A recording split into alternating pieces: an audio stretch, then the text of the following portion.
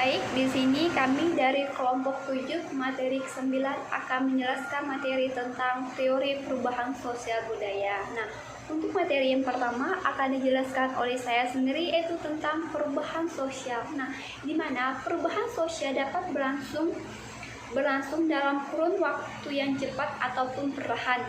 Perubahan dalam masyarakat pada prinsipnya merupakan suatu proses yang terus-menerus. Nah, dalam artinya masyarakat akan mengalami suatu perubahan, akan tetapi perubahan antara kelompok dengan kelompok lain dengan orang lain serta banyak faktor yang mengaruhi perubahan tersebut. Nah, di mana dalam suatu masyarakat perubahan ini dapat terjadi ataupun dapat disebabkan oleh faktor baik itu faktor di dalam ataupun faktor dari luar. Nah, di sini terdapat perubahan sosial budaya menurut para ahli. Nah, di sini saya mengambil menurut Kioni. Menurut Kioni menyatakan bahwa perubahan sosial menunjukkan pada modifikasi yang terjadi dalam pola kehidupan masyarakat. Nah, maka dapat disimpulkan bahwa perubahan sosial merupakan sebuah gejala perubahan struktur sosial dan pola budaya dalam suatu masyarakat.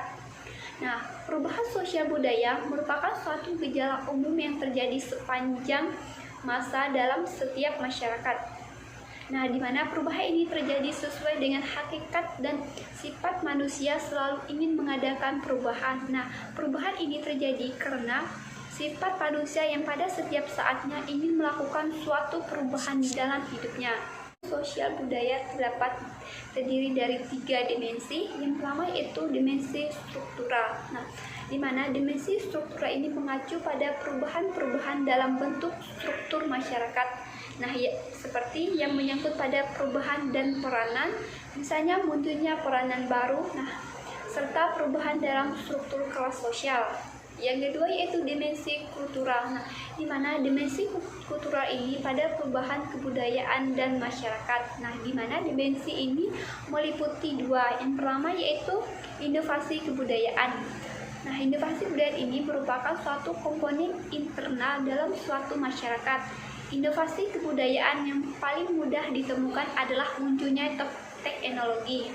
Nah, yang kedua yaitu difusi. Difusi merupakan komponen eksternal yang merupakan pergerakan terjadinya suatu perubahan sosial. Nah, sebuah kebudayaan mendapatkan pengaruh dari budaya lain. Nah, misalnya di sini datangnya budaya asing atau datangnya budaya barat ke Indonesia ini dapat menyebabkan terjadinya suatu perubahan sosial pada masyarakat, seperti contohnya itu gaya berpakaian. Yang ketiga yaitu ada integrasi, di mana integrasi merupakan wujud dari perubahan budaya yang relatif lebih halus. Nah, hal ini juga disebabkan oleh proses dari terjadinya suatu penyatuan unsur-unsur kebudayaan yang saling bertemu untuk kemudian muncullah suatu kebudayaan yang baru. Nah, yang ketiga yaitu dimensi interaksional. Nah, di mana dimensi interaksional ini mengacu pada adanya suatu perubahan hubungan sosial dalam masyarakat. Nah, dimensi interaksional ini meliputi yang pertama yaitu perubahan dalam frekuensi, yang kedua yaitu perubahan pada jarak sosial, dan yang ketiga yaitu adalah perubahan perantara. Yang terakhir yaitu adalah perubahan dari aturan pola-pola. Nah, banyaknya aturan-aturan pada hubungan yang mengalami suatu perubahan seringnya berperkembangan di dalam masyarakat. Nah, selain adanya dimensi, terdapat juga bentuk-bentuk perubahan sosial. Nah, bentuk perubahan sosial yang pertama yaitu ada perubahan evolusi dan perubahan revolusi. Nah, di mana perubahan evolusi adalah suatu perubahan sosial yang terjadi di dalam prosesnya lambat. Nah, di mana perubahan evolusi ini adalah proses perubahannya itu terjadi secara lambat dan dalam kurun waktu yang cukup lama. Yang kedua itu ada perubahan revolusi. Nah, di mana perubahan revolusi ini adalah perubahan yang berlangsung secara cepat, serta perubahan revolusi ini tidak dikehendaki atau direncanakan sebelumnya. Nah, sekarang bentuk perubahan yang kedua itu adalah perubahan yang dikehendaki dan tidak dikehendaki. Nah, yang pertama itu perubahan yang direncanakan. Nah, perubahan yang direncanakan adalah perubahan yang terjadi karena adanya pikiran atau perencanaan oleh pihak-pihak yang menghendaki adanya perubahan tersebut. Nah, yang kedua yaitu adalah perubahan yang tidak direncanakan. Perubahan yang direncanakan ini ialah perubahan yang berlangsung di luar kehendak dan pengawasan masyarakat. Yang ketiga itu adalah perubahan besar dan perubahan kecil. Nah, perubahan kecil ini dapat diartikan suatu perubahan yang terjadi pada unsur struktur masyarakat yang tidak membawa pengaruh langsung. Nah, artinya bagi masyarakat pengaruh kecil ini tidak terlalu besar bagi kehidupan masyarakat. Nah, misalnya contohnya perubahan model pakaian, peti rambut, sepatu, serta cara bicaranya. Nah, ini kan merupakan satu perubahan yang tidak terjadi secara langsung. Nah, yang ketiga itu ada perubahan besar. Nah, perubahan besar adalah suatu perubahan yang terjadi dari unsur-unsur struktur sosial, di mana ini memberikan suatu pengaruh langsung bagi seluruh masyarakat. Nah, sekian presentasi dari saya. Selanjutnya akan dijelaskan oleh teman saya. Terima kasih. Nah, selanjutnya saya akan menjelaskan teori perubahan sosial budaya. Yang pertama itu ada teori evolusi. Nah, di mana teori evolusi ini perubahan sosialnya terjadi secara lambat untuk waktu yang lama di dalam sistem masyarakat. Nah, menurut teori ini, perubahan sosial terjadi karena perubahan pada cara perorganisasian masyarakat, sistem kerja, pola pemikiran, dan perkembangan sosial. Nah, perubahan sosial dalam teori evolusi jarang menimbulkan konflik. Secara perubahannya berlangsung lambat dan cenderung tidak disadari. Yang kedua itu ada teori fungsionalis. Nah, teori fungsionalis ini menyatakan bahwa ketidakpuasan masyarakat terhadap keadaan sosial yang sedang berlaku merupakan penyebab utama terjadinya suatu perubahan sosial. Nah, ketidakpuasan ini dapat dirasakan oleh semua anggota masyarakat. Sebagian anggota masyarakat tidak menginginkan suatu perubahan. Tapi jika lebih banyak yang menginginkan perubahan, biasanya perubahan akan terjadi. Tetapi apabila hanya kelompok memayoritaskan dalam keadaan dengan kekuatan kecil yang menginginkan perubahan, maka perubahan tersebut sulit untuk tercapai. Yang ketiga itu ada teori konflik. Nah, teori ini menjelaskan bahwa perubahan sosial terbentuk karena adanya konflik dan ketegangan dalam masyarakat. Konflik ini biasanya berupa pertentangan antar kelas pengusaha dengan masyarakat tertindas, sehingga masyarakat kelas tertindas ini lebih rendah menginginkan adanya suatu perubahan yang mengatasnamakan keadilan. Nah, berdasarkan teori ini, jika memang perubahan yang dikehendaki berhasil, maka pada akhirnya masyarakat yang terbentuk akan hidup tanpa pembagian kelas. Selanjutnya ada teori siklus. Teori siklus ini menyatakan bahwa perubahan sosial pada bagian roda yang sedang berputar. Artinya, perubahan zaman merupakan sesuatu yang tidak dapat dihindari oleh manusia dan tidak dapat dikendalikan oleh siapapun. Selanjutnya, faktor penyebab perubahan sosial budaya. Di sini kami mengambil ada 8 faktor. Yang pertama, pertambahan atau pengurangan jumlah penduduk. Yang kedua, ada perubahan lingkungan geografis. Yang ketiga, perpindahan ke lingkungan baru. Yang keempat, kontak dengan orang yang berlainan kebudayaan. Yang kelima, ada bencana alam dan sosial. Contohnya itu ada banjir, gempa, dan lain sebagainya. Dan yang keenam, ada inovasi. Yang ketujuh, ada teknologi. Dan yang terakhir, ada pemberontakan atau revolusi. Yang biasanya juga ada revolusi kemerdekaan Indonesia. Ada juga faktor penghambat dalam perubahan sosial budaya itu sendiri. Yang pertama itu adanya kurangnya hubungan dengan masyarakat lain. Yang kedua, lambatnya perkembangan ilmu pengetahuan. Yang ketiga, ada pemikiran masyarakat yang kuno atau tradisional. Yang keempat, adanya kepentingan-kepentingan yang telah tertanam sangat kuat. Yang kelima, ada rasa khawatir terhadap terjadinya kegoyahan pada interaksi kebudayaan. Yang keenam, ada prasangka pada hal-hal asing atau sikap yang tertutup.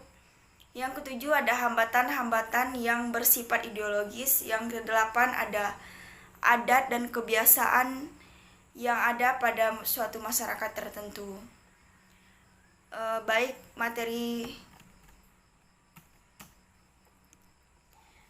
Sekian materi dari saya. Selanjutnya akan dijelaskan pemateri yang baik. Di sini saya akan melanjutkan presentasi dari kelompok kami.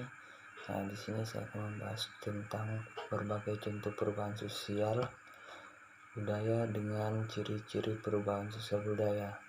Nah, di dalam berbagai contoh perubahan sosial budaya ada beberapa contoh. Nah, di sini saya akan membahas tentang yang pertama, cara berkomunikasi, di mana kita harus mengutamakan cara berkomunikasi dengan lawan kita berbicara. Nah, di zaman sekarang berkomunikasi tidak hanya langsung bertatap muka ataupun langsung ketemu. Nah, di zaman sekarang kan ada teknologi. Nah, di mana teknologi bisa menghubungkan kita dengan orang tertentu yang berada jauh dari kita. Nah, sedangkan yang selanjutnya pakaian. Nah, dimana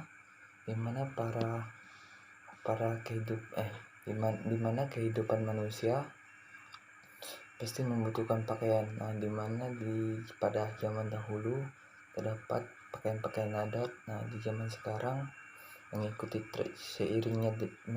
zaman sekarang ataupun zaman tren sekarang yang memakai kaos ataupun banyak jenis pakaian terbaru. Nah, yang selanjutnya gaya hidup.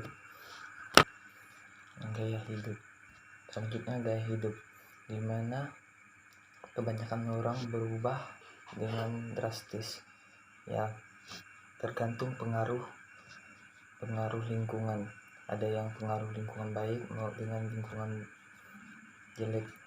Yang terdapat lingkungan jelek yang mengikuti pergaulan bebas seperti minum minuman keras dan mengkonsumsi obat-obatan keras. Nah, itu sangat berpengaruh dalam gaya hidup. Sedangkan pertanian, di mana ada petani yang cerdas memanfaatkan perubahan sosial sehingga menimbulkan berbagai efektivitas yang mengakibatkan atau menguntungkan bagi seorang petani. Nah, dan selanjutnya westernisasi ini atau kebarat-baratan sudah bukan hal langka lagi untuk dijumpai pada zaman ekonomi, di mana di dalamnya terdapat faktor ekonomi yang hampir menyinggung seperti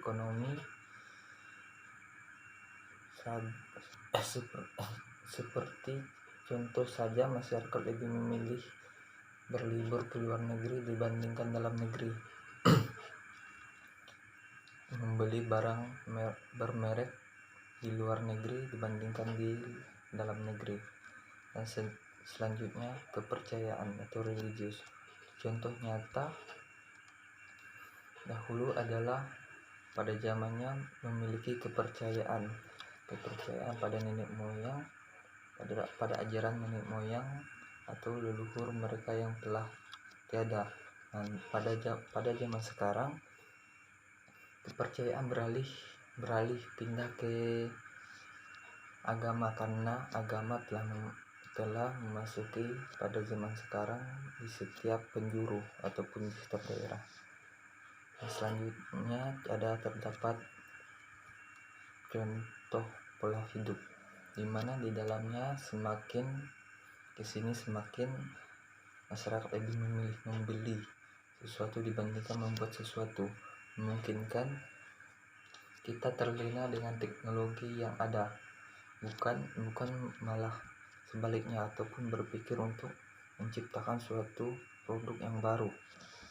Dan seterusnya saya ada contoh perilaku di mana di dalamnya terdapat, dalam kasus ini banyak contoh anak yang suka membantah kepada orang tua mereka, sehingga mereka salah pergaulan melawan orang tua. Dan selanjutnya emansipasi wanita, di mana di dalamnya terdapat semakin berkembang di Indonesia. Tempo dulu wanita hanya berperan sebagai pendukung rumah tangga yang pada zaman sekarang kerjaannya di rumah, yang pada zaman sekarang berubah menjadi wanita karir ataupun wanita yang pekerja, yang pada zaman sekarang berubah menjadi wanita karir ataupun wanita yang pekerja, membantu keluarga mereka ataupun membantu suami. Nah, di sini selanjutnya saya akan membahas tentang ciri-ciri perubahan sosial budaya, di mana di dalamnya terdapat 5 ciri-ciri. Yang pertama, terjadi di mana-mana. Nah, di dalam tempat terjadinya perubahan sosial biasa di mana saja, mulai di masyarakat, desa hingga kota, meski dengan tingkat perubahan yang bisa jadi perbedaan antara satu tempat dengan tempat yang lain. Dan selanjutnya dilakukan secara sengaja. Perubahan sosial yang akan dilakukan secara sengaja, walaupun ada beberapa situasi mana perubahan yang terjadi tanpa adanya unsur kesengajaan maupun unsur tidak sengaja. Contohnya produsen kendaraan motor. Nah, mengembangkan inovasi yang terbaru untuk menciptakan karya-karya baru di dalam suatu produktivitas. Nah, selanjutnya berkelanjutan, di mana perubahan sosial berlangsung secara berkelanjutan. Hal ini berarti bahwa masyarakat akan selalu berubah, baik secepat atau lambat, di mana perubahan terjadi sebagai konsekuensi dasar karena sifat manusia yang terlahir sebagai makhluk sosial. Dan selanjutnya ada ciri-ciri imitatif, di mana di dalamnya terdapat suatu atau meniru, perilaku atau mengikuti adalah ciri-ciri yang ada di kehidupan bermasyarakat. Contohnya gaya berpakaian, cara berpakaian yang semakin tren itu juga akan ditiru oleh masyarakat setempat. Ada juga contoh gaya potongan rambut. Nah, dimana kelihatannya bagus maka ditiru oleh berbagai orang untuk mengikuti gaya rambut tersebut. Dan seterusnya saya akan ada ciri-ciri hubungan